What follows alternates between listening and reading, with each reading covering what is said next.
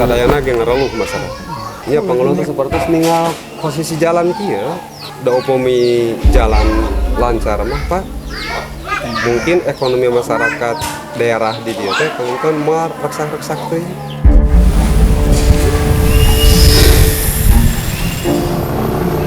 Pemerintah sih merasa tapi kok kayak dianaktirikan gitu. Apalagi saya kan orang kampung sini gitu, orang pegunungan gitu. Kayaknya saya di anulir gitulah kayaknya.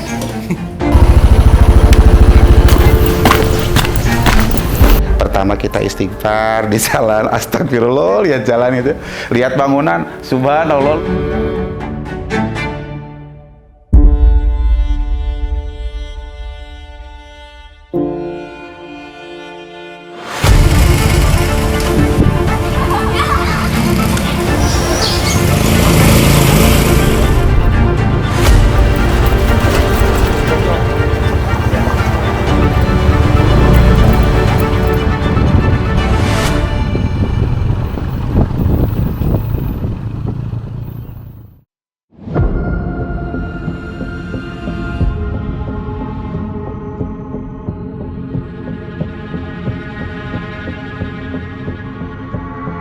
Apa yang dirasa saat kita dihadapkan pada jalan terjal menanjak dan kondisinya jelek penuh batu?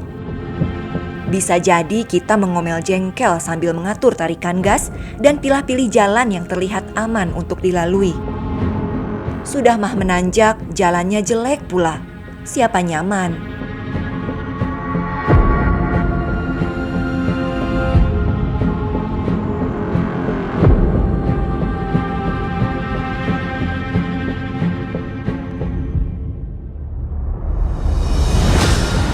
Kondisi seperti itu sudah lama dirasakan sebagian warga Desa Bojongkapol, Bojonggambir, Kabupaten Tasikmalaya, Jawa Barat. Bertahun-tahun mereka harus melewati jalan yang rusak untuk melakukan beragam aktivitas. Mau tak mau, walaupun tidak nyaman, harus bagaimana lagi? Kendati tersiksa, apalagi jalan licin saat turun hujan, harus lewat mana lagi? Eman, warga Kampung Cikupa, Desa Bojongkapol menyebutkan, jalan di daerahnya sudah lama rusak dan semakin rusak lantaran tidak ada pemeliharaan yang dilakukan pemerintah. Selain tidak nyaman, kerusakan jalan itu berdampak buruk pada roda ekonomi warga setempat.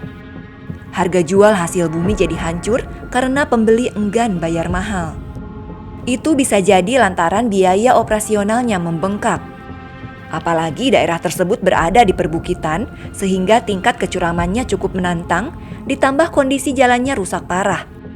Jika tidak hati-hati, pasti akan celaka.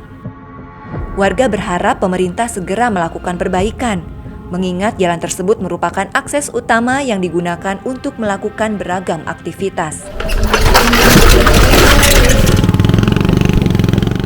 Majangna ekonomi masyarakat teh telangkung pointen seperti jalan. Hari jalan saya mah seperti pengawas hasil bumi teh moal majet-majet teh. Karena seperti tina kayu. Standar paling per kubik 200-250.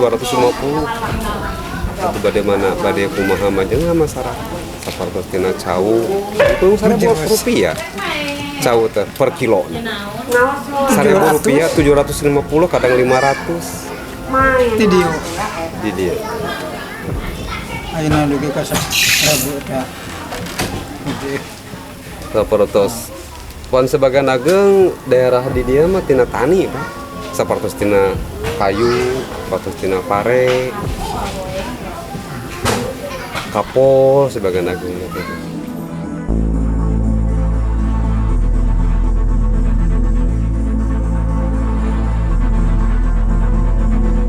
Lantaran jalannya rusak, harga jual semua hasil bumi membuat petani rugi.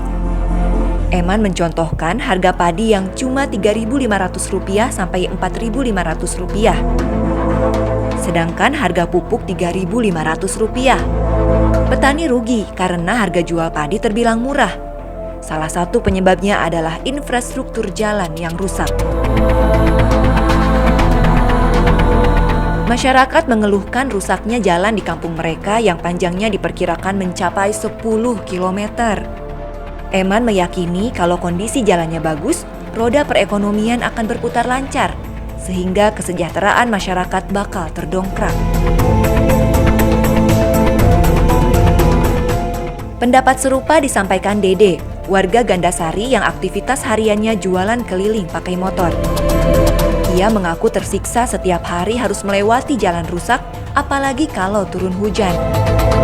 Jalan yang licin membuat ia harus ekstra hati-hati agar tidak jatuh tergelincir.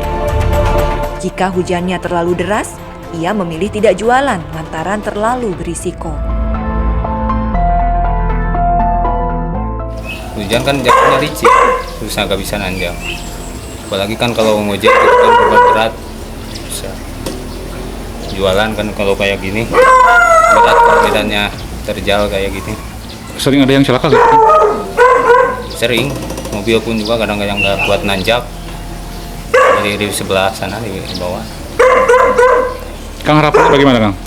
Makanya saya ya sebagai rakyat itu ya mau jalan ya diperbaiki lah.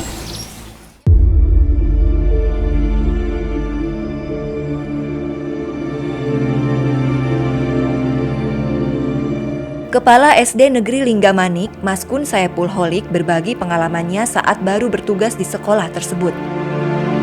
Ia mengaku kaget setelah melihat kondisi jalan yang curam dan rusak. Hingga sekarang ia belum terlalu berani untuk melewati jalan tersebut karena takut jatuh.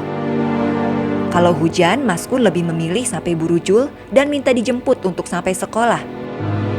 Setibanya di sekolah, pengalaman tidak menyenangkan di jalan seketika sirna saat melihat murid-murid yang antusias menimba ilmu.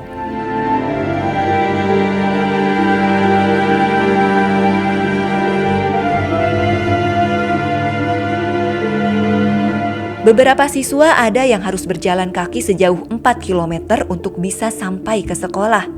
Semangat mereka dalam belajar tak lantas pudar meski harus melewati jalan yang terjal dan rusak. Maskun terenyuh melihat perjuangan dan semangat para siswa dalam menuntut ilmu.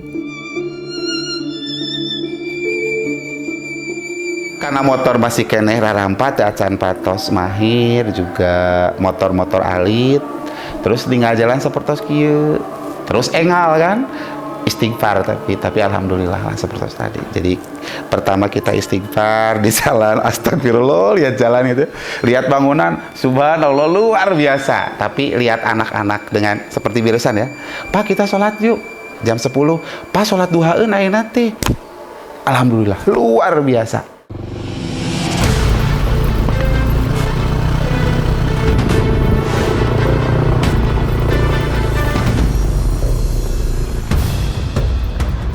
Daerah Bojongkapol, Bojonggambir adalah satu fakta dari ratusan kilometer jalan di Kabupaten Tasikmalaya yang kondisinya rusak dan sudah lama tidak dilakukan pemeliharaan.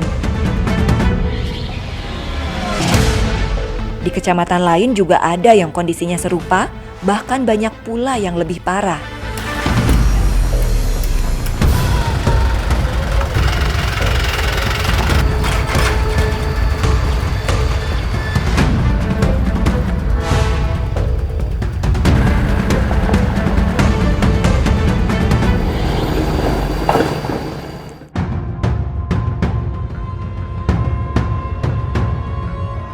Diwawancara via telepon, Kepala Bidang Jalan Dinas PUTR Kabupaten Tasikmalaya, Romi Gardara menyebutkan, dari 1.300 km jalan di Kabupaten Tasikmalaya, ada sekitar 260 km jalan dalam kondisi rusak berat dan 10%-nya rusak ringan. Artinya dominan jalan di Kabupaten Tasikmalaya dalam kondisi layak.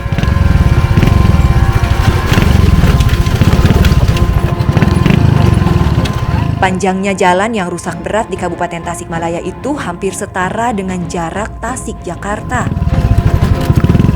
Adapun jalan yang mengalami kerusakan parah lebih banyak tersebar di daerah selatan seperti Kecamatan Karangnunggal, Cipatujah, Cikatomas, Pancatengah, termasuk di Kecamatan Bojonggambir. Romi mengakui ada beberapa ruas jalan yang sudah puluhan tahun belum tersentuh pembangunan, seperti di beberapa daerah Bojonggambir sampai Cipatujah. Kendalanya karena begini, kita kemarin mungkin dari strategi pembangunan ya kan, kita mengabaikan dari pemeliharaan rutin dan berkala, sehingga angka kerusakan dari tahun ke tahun tetap di angka 30%-an ya. Ya. Jadi jalan mantap berubah status dari jalan rusak ringan dan rusak berat karena pemeliharaan berkalanya yang tidak jalan. Sehingga ketika mulai meningkatkan pembangunan, kita di ruas-ruas jalan yang lain yang rusak, sedangkan yang mantap kondisinya berubah, sehingga angka kerusakan akan terus stagnan di angka tersebut kalau kita tidak melakukan strategi pembangunan yang yang baru gitu, yang berinovasi. Jadi kita sekarang akan menggalakkan pemeliharaan berkala di berbagai ruas jalan, disertai dengan rekonstruksi jalan-jalan yang rusak, sehingga kemantapan jalan mungkin akan bertambah.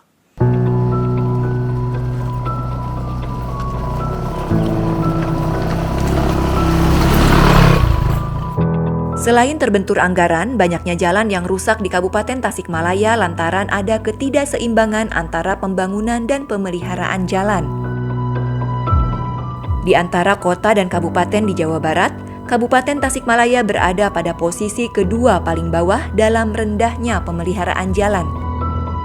Untuk itu, kata Romi, ke depan pemerintah akan menambah porsi pemeliharaan dan menargetkan 90% jalan di Kabupaten Tasikmalaya dalam kondisi layak pada 2024.